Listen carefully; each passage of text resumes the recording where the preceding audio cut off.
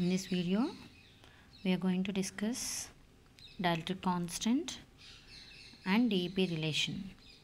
ఈ వీడియోలో మనం రోధక స్థిరాంకము మరియు మూడు విద్యుత్ సదిశలు వాటి మధ్య ఉన్న సంబంధం రాబడతాం.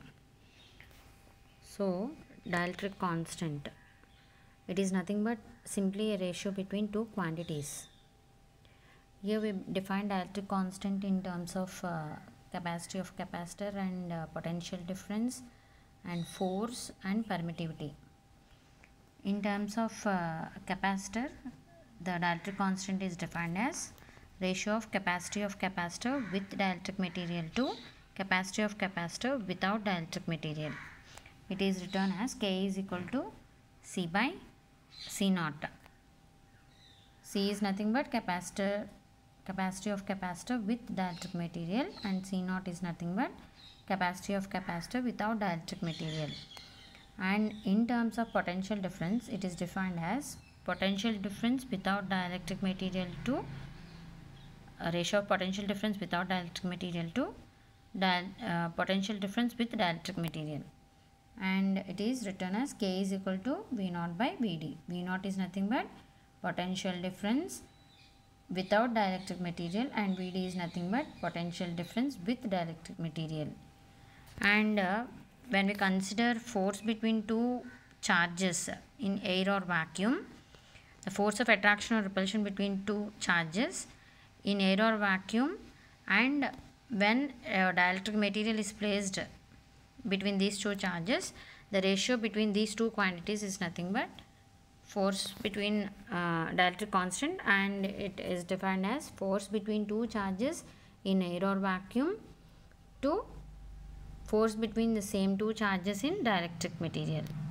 That is K is equal to F naught by F. F naught is nothing but force between two charges in air or vacuum, and F is nothing but force between the same two charges in dielectric. And from this we derive dielectric constant in terms of permittivity. That is force between two charges in air or vacuum. That is when these two charges are placed in air or vacuum, the force of attraction or repulsion between these two charges is given by 1 by 4 pi epsilon naught q1 q2 by r square. And when medium is placed between these two charges, then force of attraction or repulsion is given by 1 by 4 pi epsilon q1 q2 by r square. From this, q1 q2 and q1 q2 get cancelled, 4 pi r square. So remaining epsilon by epsilon naught. It is nothing but dielectric constant K, and is defined as permittivity of medium to permittivity of free space. Epsilon is permittivity of medium and epsilon naught is permittivity of free space.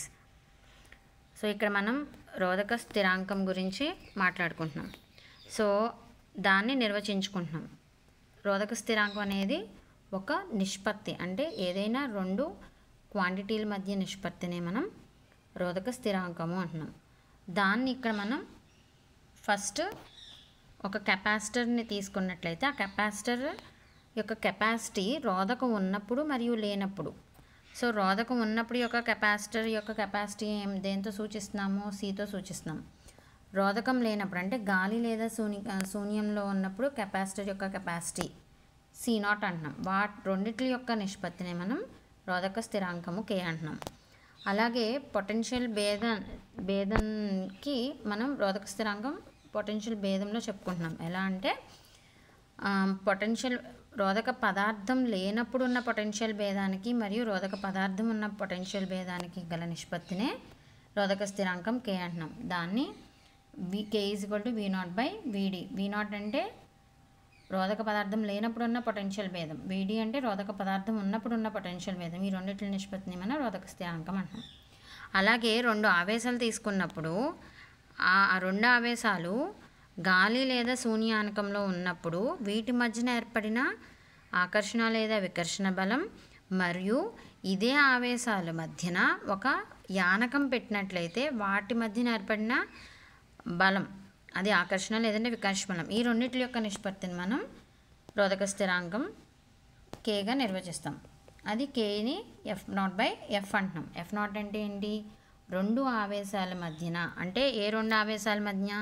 శూన్యయానకంలో ఉన్న రెండు ఆవేశాల మధ్యన ఏర్పడిన ఆకర్షణ లేక వికర్షణ బలాన్ని F0 అంటున్నాం.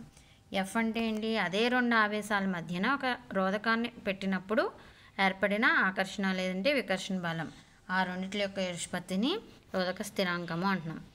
ఇప్పుడు దీని నుండి మనం పర్మిటివిటీలో రోధక స్థిరాంకాన్ని నిర్వచిస్తున్నాం. సో K = F0/F కదా. F0ని అంటే రెండు ఆవేశాలు ఒక శూన్యానకంలో ఉన్నప్పుడు రెండు ఆవేశాల మధ్యన ఏర్పడిన ఆకర్షణ వికర్షణ బలం మనం కూలుంబ్స్ నియమం నుండి ఎలా రాసాం? 1/4πε0 Q1/Q2/r². అలాగే ఒక రోధక స్థిరాంకాన్ని పెట్టినట్లయితే అప్పుడు ఏర్పడిన ఆకర్షణ లేదా వికర్షణ బలం F. సో ఆ రెండింటి నుంచి Q1Q2 క్యాన్సిల్ అయిపోతాయి. 4πr² క్యాన్సిల్ అయిపోతే మిగిలింది ε/ε0. దీన్నే రోధక స్థిరాంకం K అంటున్నాము. సో దాన్ని ఎలా నిర్వచిస్తాము అంటే యానకం యొక్క పర్మిటివిటీకి మరియు గాలి లేదా శూన్య యానకం యొక్క పర్మిటివిటీ గల నిష్పత్తినే రోధక స్థిరాంకము K అంటున్నాం.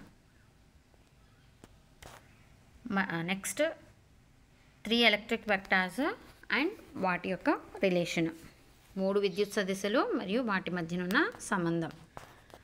సో 3 ఎలక్ట్రిక్ వెక్టార్స్ని ఏమంటాము అంటే electric intensity, dielectric polarization, electric displacement. Electric ఇంటెన్సిటీని Eతో, డైఎలక్ట్రిక్ పోలరైజేషన్ Pతో, ఎలక్ట్రిక్ డిస్ప్లేస్మెంట్ని Dతో డినోట్ చేస్తాం. సో ఈ మూడిట్ల మధ్యనున్న రిలేషన్ అంటే DEP మధ్యనున్న రిలేషన్ని మనం తీసుకొస్తాం. సో 3 విద్యుత్ సదిశలు అంటే ఏంటి అంటే విద్యుత్ క్షేత్ర తీవ్రత, రోధక ధ్రువణము మరియు విద్యుత్ స్థానభ్రంశము. వీటినే విద్యుత్ క్షేత్ర తీవ్రతని Eతో సూచిస్తున్నాము, రోధక ధ్రువణాన్నేమో Pతో సూచిస్తున్నాము, అలాగే విద్యుత్ స్థానభ్రంశాన్ని Dతో సూచిస్తున్నాం. ఈ మూడిట్లు గల సంబంధాన్ని మనం రాబడుతున్నాం. సో దానికి ఫస్ట్ ఒక్కొక్క దాన్ని ముందు ఆ వెక్టార్ క్వాంటిటీని డిఫైన్ చేసుకుని దాని నుంచి మనం రిలేషన్ తీసుకొస్తాం. సో ఫస్ట్ ఎలక్ట్రిక్ ఇంటెన్సిటీని ఎట్లా డిఫైన్ చేసుకుంటున్నాం మనం? ఆల్రెడీ ఫస్ట్ చాప్టర్లో డిఫైన్ చేసుకున్నాం. Force experienced by unit positive charge. అక్కడ E = F/Q0 అంటున్నాం. సో ఇప్పుడు దాని వెక్టర్ క్వాంటిటీలో డిఫైన్ చేయడం కోసం E = flux per area. Or E ఏని తీసుకెళ్తే E × A = flux ϕA. Or E E × Aని ఎలా రాయొచ్చు? ఏ అనేది సర్ఫేస్ ఏరియా కదా. ఒక మొత్తం సర్ఫేస్ అంతా ఒక క్లోజ్డ్ సర్ఫేస్కి ఉన్న ఏరియా ఏ అయితే కనుక దాన్ని ఎలా రాసుకోవచ్చు? ఏని ఇంటిగ్రల్ ds అని రాసుకోవచ్చు కదా. సో ఈ ఈక్వేషన్లో E × Aని ఇంటిగ్రల్ EdS ϕE అని రాసుకుంటున్నాం. సో ఇప్పుడు దీన్ని ఎలా డిఫైన్ చేస్తాము? E అనేది ఏమంటున్నాం మనం? ఒక ఎలక్ట్రిక్ ఇంటెన్సిటీ, అదొక వెక్టార్ క్వాంటిటీ. దాన్ని ఇప్పుడు ఎలా డిఫైన్ చేస్తున్నాము అంటే whose surface integral over a charged surface is equal to electric flux. So electric intensity is defined as a vector quantity whose surface integral over a closed surface is equal to electric flux.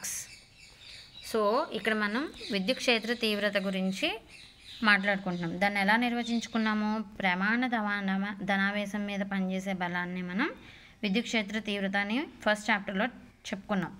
దాన్ని E = F/Q0 అనుకున్నాం. ఇక్కడ మనం E = flux per area తీసుకుంటున్నాం. So E × A = flux ϕE. So ఇప్పుడు ఏని ఎలా రాసుకోవచ్చు?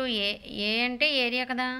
ఎలాంటి ఏరియా? ఒక సర్ఫేస్కి తీసుకున్న ఒక మొత్తం సర్ఫేస్ అంతటికి గల ఏరియా ఏ అనుకుంటే కనుక ఏని ఎలా రాసుకోవచ్చు? ఇక్కడ E × ds రాస్తాం. అంటే ఏ బదులు ఇంటిగ్రల్ ds రాస్తాం. సో ఈ కూడా కాన్స్టెంటే కాబట్టి ఇంటిగ్రల్ EdS = ϕA. సో ఇప్పుడు దీన్ని ఎలా డిఫైన్ చేస్తాము, ఎలా నిర్వచిస్తాము అంటే ఏ భౌతిక రాశి యొక్క తల సమాకలన విలువ విద్యుత్ అభివాహానికి సమానంగా ఉంటుందో ఆ రాశిని విద్యుత్ క్షేత్ర తీవ్రత అంటున్నాం. And next second electric vector ఏంటి? Dielectric polarization. సో దీన్ని ఎలా డిఫైన్ చేస్తాము అంటే మామూలుగా డైఎలక్ట్రిక్ పోలరైజేషన్ అంటే electric dipole moment per volume. So ratio of electric dipole moment per unit volume is nothing but dielectric polarization. So మనం అది ఒక డైఎలక్ట్రిక్ స్లాబ్ని ఎలక్ట్రిక్ ఫీల్డ్లో పెట్టినట్లయితే ఒక డైఎలక్ట్రిక్ స్లాబ్ని అది పాలరైజ్ అవుతుంది. పాలరైజ్ అయినప్పుడు దాని యొక్క డైఎలక్ట్రిక్ కాన్స్టెంట్ కిని దాని యొక్క వాల్యూమ్కి కనుక ఈక్వేషన్ తీసుకొని సబ్స్టిట్యూట్ చేస్తే మనకి ఏమొచ్చింది, P = Q'. ఇంతకుముందు వీడియోలో నేర్చుకున్నాం. సో ఈ ఈక్వేషన్ ఇది ఎలా వచ్చింది అంటే ఒక ప్యారలల్ ప్లేట్ కెపాసిటర్ మధ్యన ఆర్ ఎలక్ట్రిక్ ఫీల్డ్లో కనుక ఒక డైఎలక్ట్రిక్ స్లాబ్ని పెడితే కనుక ఏమవుతుంది, ఆటోమేటిక్గా అది పాలరైజ్ అవుతుంది. పాలరైజ్ అయినప్పుడు ఈ డైఎలక్ట్రిక్ స్లాబ్కి ఉన్న వాల్యూమును అండ్ ఈ డైఎలక్ట్రిక్ స్లాబ్కి ఉన్న డైపోల్ మొమెంటు తీసుకుని వాటి రేషియో ఫైండ్ అవుట్ చేస్తే కనుక దాన్ని ఏది ఈక్వల్గా వచ్చిందానికి మనకి Q'/A అంటే ఇండ్యూస్డ్ సర్ఫేస్ ఛార్జ్కి ఈక్వల్ అవుతుంది. సో దాన్ని బట్టి మనం ఇక్కడ డైఎలక్ట్రిక్ పాలరైజేషన్ ఎలా డిఫైన్ చేసుకుంటున్నాము అంటే dipole moment per unit volume. ఇక్కడ మ్యాథమెటికల్ రాసినప్పుడు ఏం తీసుకుంటున్నాము, అది న్యూమరికల్గా ఇండ్యూస్డ్ సర్ఫేస్ ఛార్జ్ డెన్సిటీకి ఈక్వల్ కాబట్టి ఆ ఎక్స్ప్రెషన్ తీసుకుంటున్నాం, P = Q'/A. ఆర్ ఈ ఏని అటు తీసుకెళ్తే PA = Q'. ఆర్ ఏని టోటల్ సర్ఫేస్ ఏరియా కింద తీసుకున్నట్లయితే ఇంటిగ్రల్ PdS = Q'. సో ఇప్పుడు ఈ డైఎలక్ట్రిక్ పోలరైజేషన్ ఎలా డిఫైన్ చేస్తున్నాము అంటే it is a vector quantity whose surface integral over a charged surface is equal to induced charge. So ఇక్కడ మనం ఇంతకుముందు వీడియోలో నేర్చుకున్నాం కదా, డైఎలక్ట్రిక్ పాలరైజేషన్ని నిర్వచించుకున్నాం. దాన్ని ఆవేశ సాంద్రతకి సమానంగా తీసుకొచ్చాం. ఎలా ఒక రోధక స్లాబ్ని తీసుకుని విద్యుత్ క్షేత్రంలో పెట్టినట్లయితే అది ద్రవణం చెందుతుంది. సో అప్పుడు దీనికి -Q' వస్తుంది, ఇక్కడ +Q' వస్తుంది. దీనికి ఉన్న ద్విధ్రువ భ్రామకాన్ని కనుక్కొని డైపోల్ మొమెంట్ పర్ వాల్యూమే కదా, ద్విధ్రువ భ్రామకాన్ని కనుక్కొని దాని యొక్క ఘనపరిమాణం కనుక్కొని అందులో ప్రతిక్షేపిస్తే మనకు వచ్చిన ఎక్స్ప్రెషన్ ఏంటి, Q'/A అంటే ప్రేరిత ఆవేశ సాంద్రతకి సమానంగా ఉంటుంది అని చెప్పి మనం ఇంతకుముందు వీడియోలో నేర్చుకున్నాం. సో ఆ విలువని తీసుకుంటున్నాం, P = Q'/A. సో ఈ ఏ నటు తీసుకెళ్తే P × A = Q'. ఆర్ ఆ ఏని మొత్తం సర్ఫేస్ అంతటికి తలానంతటికి రాస్తే కనుక ఇంటిగ్రల్ PdS = Q' అవుతుంది. సో ఇప్పుడు దీన్ని ఎలా నిర్వచించుకుంటున్నాము అంటే ఏ భౌతిక రాశి యొక్క తల సమాకలన విలువ ప్రేరిత ఆవేశానికి సమానంగా ఉంటుందో దాన్ని రోధక ద్రవణము అంటున్నాం. అలాగే సో ఎలక్ట్రిక్ డిస్ప్లేస్మెంట్ని ఎలా డిఫైన్ చేసుకుంటున్నాం, ratio of charge per area. మ్యాథమెటికల్గా దాన్ని D = Q/A. ఛార్జ్ అంటే ఫ్రీ ఛార్జ్ అని తీసుకుంటున్నాం. ఆర్ ఏ నటు తీసుకెళ్తే dA = Q. ఆర్ ఏని ఇంటిగ్రల్ ds రాసుకుంటే కనుక integral of dds = Q. So D అంటే nothing but electric displacement.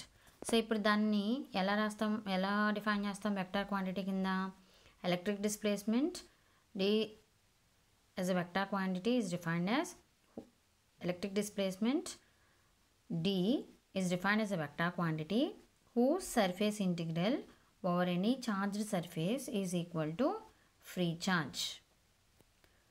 So ఇక్కడ మనం విద్యుత్ స్థానభ్రంశాన్ని నిర్వచించుకుంటున్నాం. మామూలుగా విద్యుత్ స్థానభ్రంశం ఎలా నిర్వచిస్తాము అంటే స్వేచ్ఛావేశానికి మరియు వైశాల్యానికి గల నిష్పత్తి, లేదంటే ప్రమాణ వైశాల్యానికి గల స్వేచ్ఛ ఆవేశాన్ని మనం విద్యుత్ స్థానభ్రంశము అంటున్నాం. ఆర్ ఏ నటు తీసుకెళ్తే dA = Q. ఆర్ ఏని మొత్తం తలవంతటికి రాసుకుంటే కనుక ఇంటిగ్రల్ dds = Q. ఇప్పుడు విద్యుత్ స్థానభ్రంశాన్ని ఎలా నిర్వచిస్తాము అంటే ఏ భౌతిక రాశి యొక్క తల సమాకలన విలువ స్వేచ్ఛ ఆవేశానికి సమానంగా ఉంటుందో దాన్ని విద్యుత్ స్థానభ్రంశము అంటున్నాం. ఇప్పుడు ఈ మూడిట్ల మధ్యన రిలేషన్ తీసుకొస్తాం. సో దానికి ఫస్ట్ ఏం చేస్తున్నాము అంటే ఒక ప్యారలల్ ప్లేట్ కెపాసిటర్ తీసుకుంటున్నాం. అంటే ఒక పాజిటివ్ ప్లేటు అండ్ ఒక నెగిటివ్ ప్లేటు, దాని యొక్క ఛార్జెస్ +Q అండ్ -Q. ఇప్పుడు దాని మధ్యన ఒక dielectric constant dielectric material dielectric constant ఉన్న డైఎలక్ట్రిక్ మెటీరియల్ పెట్టాం. అలా పెట్టినప్పుడు ఏమవుతుంది, ఆటోమేటిక్గా పాజిటివ్ ప్లేట్ వైపు ఏమో నెగిటివ్ ప్లేట్ వైపు ఏమో పాజిటివ్ ఛార్జెస్ ఇండ్యూస్ అవుతాయి. ఇప్పుడు మనం ఏం చేస్తున్నాము అంటే ఒక సిలిండ్రికల్ గాషియన్ సర్ఫేస్ని ఇమాజిన్ చేసుకుంటున్నాం. సో ఇలా ఇండ్యూస్ అయినప్పుడు ఏమవుతుంది, ఇక్కడ ఛార్జ్ ఇక్కడ -q' అవుతుంది, ఇండ్యూస్ అయింది కాబట్టి. ఇక్కడేమో +q'. సో ఇక్కడ ఫస్ట్ మనం ఏం చేస్తున్నాము, ఒక ప్యారలల్ ప్లేట్ కెపాసిటర్ తీసుకున్నాం. ఒక పాజిటివ్ ప్లేటు, ఒక నెగిటివ్ ప్లేటు. దానికి ఛార్జ్ ఎంత, +q -q. ఇప్పుడు ఏం చేస్తున్నాము, ఒక డైఎలక్ట్రిక్ మెటీరియల్ పెడుతున్నాం. K డైఎలక్ట్రిక్ కాన్స్టెంట్ కలిగిన ఒక డైఎలక్ట్రిక్ మెటీరియల్ పెట్టినప్పుడు ఆటోమేటిక్గా ఏమవుతుంది, ఎలక్ట్రిక్ ఫీల్డ్లో డైఎలక్ట్రిక్ మెటీరియల్ పెడితే పాజిటివ్ ప్లేట్ వైపు ఏమో నెగిటివ్ ఛార్జ్, నెగిటివ్ ప్లేట్ వైపు ఏమో పాజిటివ్ ఛార్జ్ ఇండ్యూస్ అవుతాయి, అంటే పాలరైజ్ అవుతాయి. అలా అయినప్పుడు దీని ఛార్జ్ ఏమవుతుంది, ఇక్కడ -q' అవుతుంది, ఇండ్యూస్ అయింది కాబట్టి. ఇక్కడేమో +q' అయింది. ఇప్పుడు మనం దీనికి గాస్లా అప్లై చేయడం కోసం మనం ఏం చేస్తున్నాము అంటే ఒక సిలిండ్రికల్ గాషియన్ సర్ఫేస్ని ఇమాజిన్ చేసుకుంటున్నాం. మనకి ఒక సిలిండ్రికల్ గాషియన్ సర్ఫేస్లో ఈ కర్వ్డ్ ఎండ్ ఈ ఎండ్ వల్ల మనకి ఎటువంటి ఫ్లక్స్ ఉండదు. ఎందుకంటే ఈ ఎండ్ నుంచి ఫ్లక్స్ ఒకదానికొకటి EDS రెండు పర్పెండిక్యులర్గా ఉంటాయి కాబట్టి cos 90 0 కాబట్టి ఈ రెండిటి వల్ల ఫ్లక్స్ ఉండదు. ఇదేమో స్టాటిక్ ఛార్జ్ లోపల మనం తీసుకుంటున్నాం కాబట్టి ఈ ఎండ్ వల్ల కూడా మనకి ఫ్లక్స్ ఉండదు. సో ఓన్లీ మనకు ఫ్లక్స్ దేనివల్ల ఉంటుంది అంటే ఈ సర్ఫేస్ వల్ల మాత్రమే ఉంటుంది. సో అందుకోసం ఏం చేస్తున్నాము అంటే ఒక స్మాల్ ఏరియా కన్సిడర్ చేస్తున్నాం. ఆ స్మాల్ ఏరియాకున్న E and DS డైరెక్షన్స్ తీసుకున్నప్పుడు రెండు ఎలా ఉన్నాయి, ప్యారలల్గా ఉన్నాయి. సో EDS ఇక్కడున్న స్మాల్ ఏరియాకున్న ఫ్లక్స్ ఎంత ఉంటుంది అంటే d∅ EDS అవుతుంది. సో మొత్తం ఈ సర్ఫేస్ అంతటికీ కావాలి కాబట్టి ఇంటిగ్రేట్ చేస్తే φ ఇంటిగ్రల్ EDS అయింది. ఇప్పుడు దీనికి గాస్లా అప్లై చేస్తున్నాం. ఏంటి, φ q/ε0 కదా. φ అంటే ఏంటి, ఇంటిగ్రల్ EDS. సో ఇక్కడ మనకి Q కావాలంటే ఎక్కడ తీసుకున్నాం సర్ఫేస్, ఈ సిలిండ్రికల్ సర్ఫేస్ తీసుకున్నప్పుడు ఇక్కడ కదా మనం ఫ్లక్స్ ఫైండ్ అవుట్ చేసాము. అంటే ఇక్కడ ఛార్జ్ ఏమవుతుంది, Q - q' అవుతుంది. ఇక్కడ డైఎలక్ట్రిక్ కాన్స్టెంట్కి దీనికి కలిపి తీసుకున్నాం కాబట్టి Q - q' అవుతుంది /ε0. సో అది ఇది. Or E integral DS Q - q0/ε0. Or integral DS అంటే దీని యొక్క సర్ఫేస్ ఏరియా A అని తీసుకుంటే కనుక EA Q - q'/ε. ఆర్ ఏని ఇటు తీసుకొస్తే కనుక అండ్ దీన్ని విడగొడితే కనుక Q/ε0A - q'/ε0A. ఇది ఈక్వేషన్ నెంబర్ 1. ఇప్పుడు మనం ఆల్రెడీ ఇంతకుముందు డైఎలక్ట్రిక్ కాన్స్టెంట్ K డిఫైన్ చేసుకున్నప్పుడు in terms of force define చేసుకున్నప్పుడు మనకు వచ్చింది F0/F. దీన్నే in terms of electric field రాసుకున్నాం, అంటే E0/E అవుతుంది. ఆర్ దీని నుంచి E E0/K. ఈ వాల్యూ కావాలి కదా, E0 వాల్యూ కావాలి కదా. దానికోసం ఏం చేస్తున్నాము అంటే ఒక ప్యారలల్ ప్లేట్ కెపాసిటర్ తీసుకున్నాము. ఒక పాజిటివ్ ఛార్జ్, నెగిటివ్ ఛార్జ్, ఇదంటే +q, ఇది -q. సేమ్ మళ్ళీ ఇందాకలాగా గాస్లా అప్లై చేయడం కోసం ఒక సిలిండ్రికల్ గాషియన్ సర్ఫేస్ని తీసుకుంటున్నాం. ఇందాక చెప్పుకున్నట్టే మనకి ఇక్కడ సిలిండ్రికల్ గాషియన్ సర్ఫేస్ ఈ ఎండ్ వల్ల మనకి ఎటువంటి ఫ్లక్స్ ఉండదు. ఓన్లీ ఈ ఎండ్ వల్ల మాత్రమే ఫ్లక్స్ ఉంటుంది.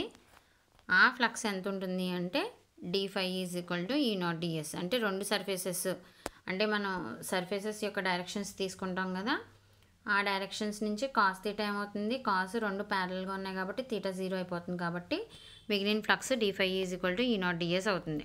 ఆ టోటల్ ఈ సర్ఫేస్ అంతటికీ కావాలంటే φ ఇంటిగ్రల్ E0 ds అవుతుంది. అండ్ దీనికి గాస్లా అప్లై చేస్తున్నాం. So integral E0 ds Q/ε0. Or E0 integral ds value surface area A అనుకుంటే కనుక E0 into A Q/ε0. Or E0 Q/ε0 A అవుతుంది. సో ఇప్పుడు ఈ ఈక్వేషన్లో సబ్స్టిట్యూట్ చేస్తున్నాం. ఎందుకు, E0 ఎక్కడి నుంచి వచ్చింది, ఇక్కడ నుంచి Q/ε0. కిందకి ఏ ఉంది కదా, సో Q/K/ε0Aని ఈ ఈక్వేషన్లో సబ్స్టిట్యూట్ చేస్తే మనకి ఈక్వేషన్ ఏమవుతుంది అంటే ఈ ప్లేస్లో Q/K/ε0A, Q/ε0A. ఈ మొత్తం ఎక్స్ప్రెషన్లోంచి డినామినేటర్లో ఉన్న ε0 తీసేస్తే ఎక్స్ప్రెషన్ వస్తుంది. ఇప్పుడు నెక్స్ట్ పాజిటివ్ నెగిటివ్ టర్మ్ని ఒకవైపు తీసుకొచ్చేస్తే ఇప్పుడు ఇక్కడికి వచ్చేస్తే ఏమవుతుంది, Q by A is equal to Q by K A plus Q dash by A. కానీ మనకి ఈ టర్మ్లో న్యూమినేటర్ అండ్ డినామినేటర్ ఎప్సిలాన్తో మల్టిప్లై చేసాం. సో దీని నుంచి మనకి క్యూ బై ఏ అంటే ఇంతకుముందు డిఫైన్ చేసుకున్నాం కదా, ఎలక్ట్రిక్ డిస్ప్లేస్మెంట్ డి అవుతుంది. క్యూ డాష్ బై ఏ అంటే డైఎలక్ట్రిక్ పోలరైజేషన్ పి అవుతుంది. అలాగే Q by K epsilon naught A అంటే ఏంటి, ఈ కదా. సో ఎప్సిలాన్ నాట్ ఈ అయింది. సో ఇది 3 electric vectors and their relation. ఇప్పుడు సంబంధం రాబట్టడం కోసం ఏం చేస్తున్నాము అంటే, ఒక సమాంతర పలకల కెపాసిటర్ని తీసుకుంటున్నాం. ఒక ధనపలక రుణపలక, దాని ఆవేశం ప్లస్ క్యూ మైనస్ క్యూ అయింది. ఇప్పుడు కే రోధక స్థిరాంతం కలిగిన ఒక రోధక పదార్థాన్ని ఇక్కడ పెట్టినప్పుడు ఏమవుతుంది, విద్యుత్ క్షేత్రంలో రోధక పదార్థాన్ని పెట్టినప్పుడు ధనపలక వైపు రుణావేశము, రుణపలక వైపు ధనావేశము ప్రేరితమవుతాయి కదా. అలా వచ్చినప్పుడు వాటి యొక్క ఆవేశాలు అవుతాయి. ఈ పలక దగ్గర మైనస్ క్యూ డాష్ అవుతుంది, ఇక్కడేమో ప్లస్ క్యూ డాష్ అయింది. ఇప్పుడు మనం ఏం చేస్తున్నామంటే, దీనికి గాస్ నియమం అనువర్తింపజేయడం కోసం ఒక స్తూపాకార గాషియన్ తలాన్ని నిర్మించుకుంటున్నాం. ఆ తలం ఇది. ఈ తలంలో ఇటువైపు ఈ తలం నుంచి మనకి ఎటువంటి అభివాహము ఉండదు. ఎందుకు అంటే ఈడిఎస్ రెండు ఇక్కడ రెండు ఎలా ఉంటాయి అంటే, ఈడిఎస్ రెండు పర్పెండిక్యులర్గా ఉంటాయి. అందుకని ఇది డిఎస్ను, ఇది అలాగే ఇది డిఎస్ను, ఇది. సో ఏమవుతుంది, పర్పెండిక్యులర్ ఉంటే కాస్ 90 ఏమవుతుంది, 0 అయిపోతుంది. కాబట్టి d5 ఏమవుతుంది అంటే 0 అయిపోతుంది. అలాగే దీనికి ఇక్కడ మనకి ఆవేశం అంతా ఏకరీతిగా విస్తరించబడింది కాబట్టి లోపల మనం తీసుకుంటున్నాం కాబట్టి ఇది ఈ తలం, ఇక్కడ కూడా మనకి అభివాహం ఉండదు. సో మనకి ఈ తలం వల్ల మాత్రమే అభివాహం ఏర్పడుతుంది. కాబట్టి గాస్ నియమం నుండి ఆ అభివాహం ఎంత అంటే d5 = EDS అవుతుంది. మొత్తం ఈ తలం అంతటికీ తీసుకుంటే కనుక ఇది అవుతుంది. దాని గాస్ నియమం అనువర్తింపజేసినప్పుడు క్యూ విలువ ఏమవుతుందంటే, ఇక్కడ ఈ రెండిట్లకి కలిపి కదా మనం తీసుకున్నాం కాబట్టి ఆవేశం క్యూ మైనస్ క్యూ డాష్ అవుతుంది. దాంట్లోంచి తలం యొక్క ఈ ఇంటిగ్రల్ డిఎస్ అంటే నథింగ్ బట్ ఏ కాబట్టి అది ప్రతిక్షేపిస్తే కనుక ఈ వాల్యూ ఎంత వస్తుంది. ఇప్పుడు రోధక స్థిరాంక నిర్వచనం నుంచి కే = విద్యుత్ క్షేత్రానికి తీసుకున్నట్లయితే E0/E అవుతుంది. ఎందుకంటే కే F0/F నుండి మనం విద్యుత్ క్షేత్రానికి నిర్వచించుకున్నాం. సో దాని నుంచి E0/K. కానీ E0 విలువ తెలియడం కోసం మళ్ళీ ఏం చేసామంటే ఒక సమాంతర పలకల కెపాసిటర్ తీసుకున్నాము. దీని యొక్క ఆవేశం ప్లస్ క్యూ, దీని ఆవేశం మైనస్ క్యూ అవుతుంది. దీని గాస్ నియమం అనువర్తింపజేయడం కోసం ఒక స్తూపాకార గాషియన్ తలాన్ని నిర్మించుకున్నాము. ఇక్కడ కూడా అంతే, దీనివల్ల మనకి ఎటువంటి అభివాహం ఉండదు. ఓన్లీ మనకి దేనివల్ల అభివాహం ఉంటుంది అంటే ఈ తలం వల్ల మాత్రమే ఉంటుంది. అది ఎంత అంటే d5 = E0ds అయింది. మొత్తం తలం అంతటికీ తీసుకుంటే కనుక ఇంటిగ్రేట్ చేస్తాం. ఇప్పుడు దానికి గాస్ నియమం అనువర్తింపచేస్తే కనుక మనకి విలువ E0 = Q/ε0A. దాన్ని ఇందులో ప్రతిక్షేపిస్తే మనకి ఈ విలువ ఇంత వచ్చింది. దీన్ని మళ్ళీ తీసుకెళ్ళి 1లో ప్రతిక్షేపిస్తే కనుక ఇది వస్తుంది. మొత్తం ఈ సమీకరణం అంతటికి డినామినేటర్లో ఎప్సిలాన్ కనుక తీసేస్తే కనుక ఇది వస్తుంది. దీంట్లోంచి దీన్ని ఇటు తీసుకెళ్తే కనుక ఇది వస్తుంది. దీంట్లోంచి ఈ దాంట్లో ఎప్సిలాన్తో పైన కింద మల్టిప్లై చేస్తే కనుక ఈ సమీకరణం వస్తుంది.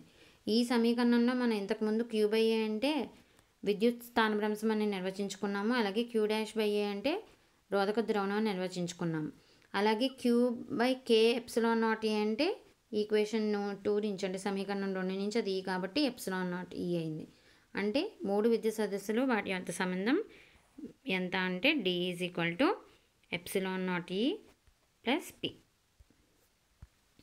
నెక్స్ట్ ఇప్పుడు వాటి నుంచే డీకి ఈకి పీకి అలా రిలేషన్స్ తీసుకొస్తాం. ఫస్ట్ డీకిని ఈకి మధ్య రిలేషను. సో ఇంతకుముందు మనం డైఎలక్ట్రిక్ కాన్స్టెంట్ ఎలక్ట్రిక్ ఫీల్డ్లో డిఫైన్ చేసుకున్నప్పుడు కే వాల్యూ అంతా కే = E0/E ఆర్ దాని నుంచి E = E0/K. ఇందాక డిరైవ్ చేసాం కదా E0 value Q/ε0A. So E = Q/K/ε0A. దీని నుంచి ఇక్కడ Q/A ఉంచేస్తే దీన్ని ఇటు తీసుకెళ్తే ఈ ε0K అయింది. కానీ ఈ ఎప్సిలాన్ అంటే మనం ఎప్సిలాన్ రాయొచ్చు × K. డైఎలక్ట్రిక్ కాన్స్టెంట్ నుంచి వస్తుంది. సో క్యూ బై ఏని ఏమంటున్నాము, డి అంటున్నాం. డి ఈజ్ ఈక్వల్ టు ఈ ఎక్స్ప్రెషన్ నుంచి కే ఎప్సిలాన్ నాట్ ఈ. ఇది ఈక్వేషన్ నెంబర్ 4 అనుకుంటున్నాం. ఇప్పుడు ఈక్వేషన్ నెంబర్ 4ని ఈక్వేషన్ నెంబర్ 3లో సబ్స్టిట్యూట్ చేస్తున్నాం. 3 అంటే ఏంటి,